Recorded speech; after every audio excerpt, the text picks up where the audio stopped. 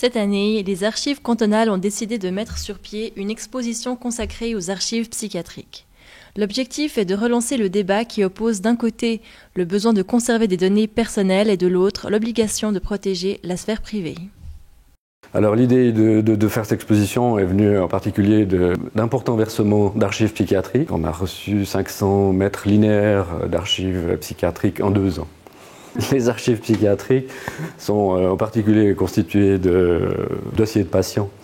On peut aussi avoir des expertises médico-légales, des protocoles d'autopsie et puis tout un ensemble d'archives administratives sur la gestion de l'hôpital, aussi des archives de la recherche qui sont très importantes. Dans les archives psychiatriques, il y a non seulement des dossiers médicaux, mais il y a aussi toutes les œuvres que les patients ont faites quand ils étaient hospitalisés. Et ces œuvres, dessins et peintures, font partie du dossier médical, donc font l'objet de la protection des données personnelles. La majorité des documents de l'exposition provient de l'asile de Seury.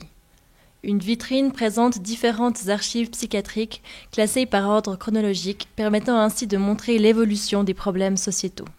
Alors, dans cette vitrine, on n'a pas de nom propre, on n'a pas révélé d'identité, vu que la problématique de l'exposition, c'est justement la protection des données personnelles aux archives cantonales vaudoises. Alors, il y a des cotes pour les documents dessinés, qui est une forme d'anonymisation, et il y a sur les recherches sur les bouquins qui ont été publiés, il y a des noms d'emprunt.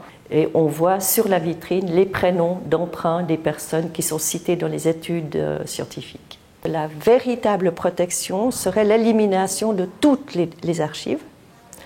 Or, on a besoin d'avoir des données de notre histoire, ne serait-ce que pour les études statistiques, les études historiennes, sociologiques qui se font après. Donc il y a un compromis, c'est de ne pas tout garder, mais de sélectionner un échantillon de données.